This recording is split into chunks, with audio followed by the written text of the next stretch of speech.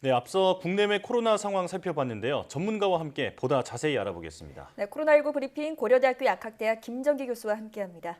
어서 오십시오. 안녕하세요. 네, 이제는 그 주말 효과라고 부를 수도 없을 것 같긴 한데 일단은 주중이 되자 확진자가 급증했습니다. 정부는 앞으로 일주일가량 환자가 더 늘어날 거라고 전망했는데요. 교수님께서는 어떻게 보십니까? 일단 뭐 그 견해에 대해서는 방역당국하고 동일한 입장을 가지고 있고요. 네. 네. 현재 상황은 과거 1, 2주 전의 상황이 결과로 반영되기 때문에 실제로 어떤 방역 조치가 강화됐을 시점부터 해서 1, 2주 후까지 또 이 확산세는 계속 지속이 될 거다 이렇게 보고 있습니다. 그러니까 지금 수도권에서 거리두기 4단계가 시행된 지 이제 일주일 가까이 이제 접어들고 있거든요. 예. 지난 월요일에 시작했기 때문에 그러니까 다음 주 정도가 아마 정점에 도달할 가능성이 상당히 높다 이렇게는 보고 있는데 실제로는 이 대표적인 거로 3차 유행하고 비교를 해보면 3차 유행 당시에도 12월 8일 날 수도권에서 2.5단계가 시행이 됐거든요.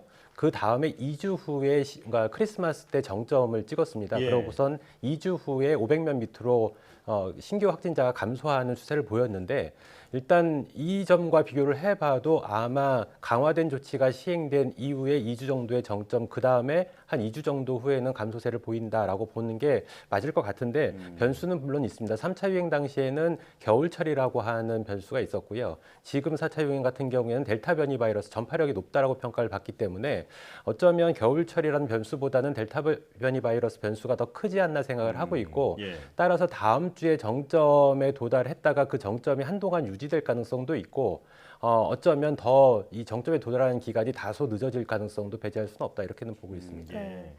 자, 수도권 백화점 등 대형 유통시설에서 지금 집단 감염이 이어지고 있습니다.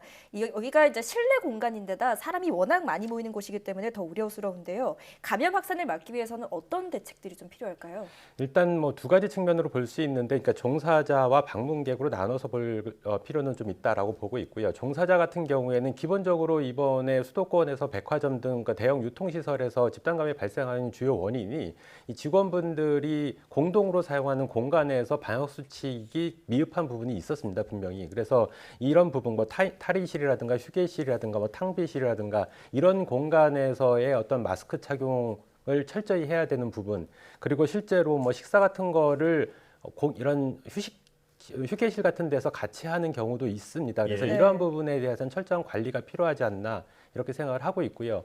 방문객들 같은 경우에는 기존의 코로나19 바이러스나 알파 변이 바이러스까지만 해도 기본적으로 방역 수칙을 지키고 경우에 따라서 뭐 그러니까 음식점, 그러니까 그 시설 내에 있는 음식점에서 식사를 하시는 거리두기만 유지된다라고 하면 이러한 부분까지는 어느 정도 괜찮았는데 예. 지금 델타 변이 바이러스가 이번 유행을 주도하다 보니까 이런 부분을 넘어서고 있지 않나 이런 생각이 들거든요. 그래서 방문객들도 실제로 이런 부분, 그러니까 마스크 착용 철저히 지키는 것은 기본이고요.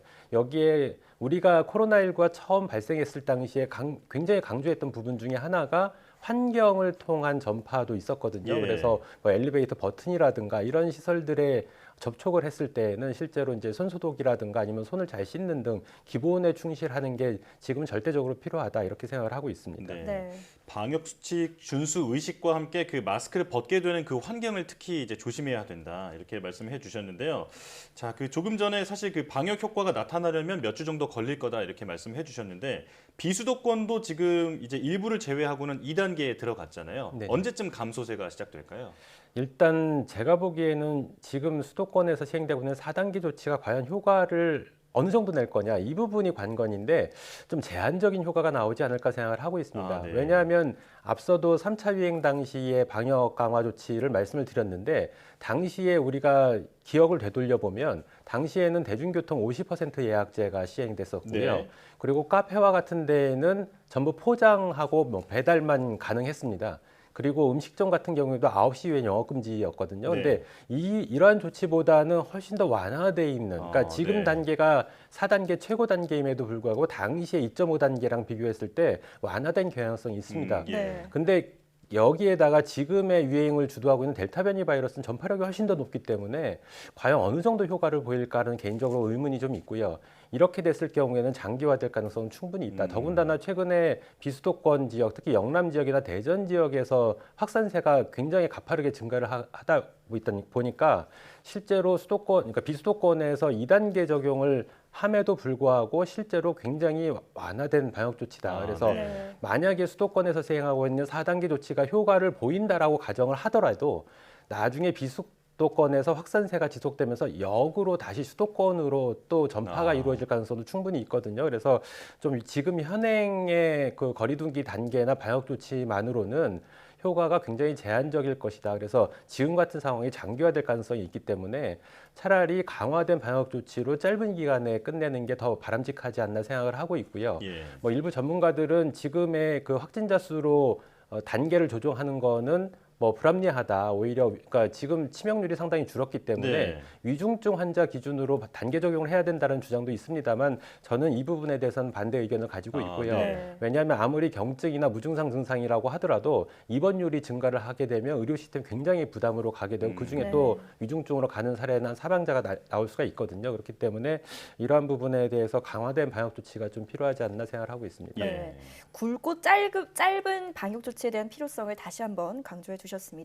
자, 그런가 하면 직장인의 65%가 여름 휴가를 갈 것이다라고 대답을 한 것으로 조사 결과가 나왔는데요. 이게 전국적인 확산의 기폭제가 될 것이란 우려가 커지고 있습니다. 여기에 대해서는 어떤 대책들이 좀 필요할까요? 아무래도 지금 시점 확산이 굉장히 증가하고 있는 시점이 휴가철하고 맞물리게 되면서 작년에도 유사한 경험을 하긴 했습니다만 네. 작년하고는 또 상황이 다릅니다. 그래서 지금은 상당히 우려스러운 부분이 있다. 그래서 일단 뭐 휴가를 어떤 뭐 강력한 조치로 억제할 수 있는 방법은 없고요. 그렇다고 해서 대표적인 휴가지에 대해서 방역 조치를 강화를 하게 되면 또 이 휴가지 같은 경우에는 타 지역의 다른 자영업자들하고 또 상황이 다르거든요. 그러니까 휴가 기간 동안의 수익을 통해서 거의 1년을 생활하시는 경향이 많기 때문에 네. 또 어려움이 상당히 많습니다. 그래서 제가 보기에는 일단 기본적으로 휴가를 가시는 분들이 좀 한 시점에 몰리지 않게 좀 다변화할, 그러니까 방문하시는 기간을 다변화할 필요는 있다.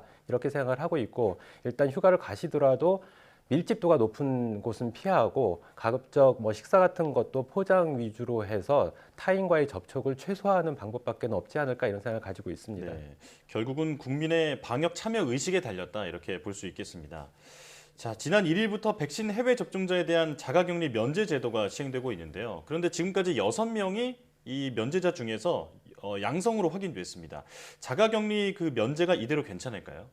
일단 이 그 해외 그러니까 어떤 그 해외 입국자에 대한 그러니까 백신 접종 완료자에 대한 자가격리 면제 조치에 대해서는 시행 전부터 제가 이 부분에 대해서는 재검토가 필요하다는 말씀 여러 차례 드린 바가 있는데 이러한 부분들이 실제로 사례로 나타났다 이렇게 보시면 될 것 같고요. 예. 네. 지금 이번 사례들 같은 경우에 입국하신 다음에 1일차에 진단검사를 받아서 양성 판정을 받았거든요. 네. 근데 만약에 그 1일차 검사에서 잠복기라 음성이 나오게 되면 자가격리가 면제되기 때문에 타인과의 접촉이 이루어지면서 실제로 변이 바이러스 같은 경우에는 다른 사람들에게 전파시킬 수도 있고 지금 현재는 델타 변이 바이러스가 가장 시급하긴 합니다만 다른 변이 바이러스들의 유입도 그거에 어떤 시발점이 될 수도 있거든요. 그렇기 예. 때문에 전면 재검토하는 게 더 타당하지 않나라고 생각을 하고 있습니다. 네. 네.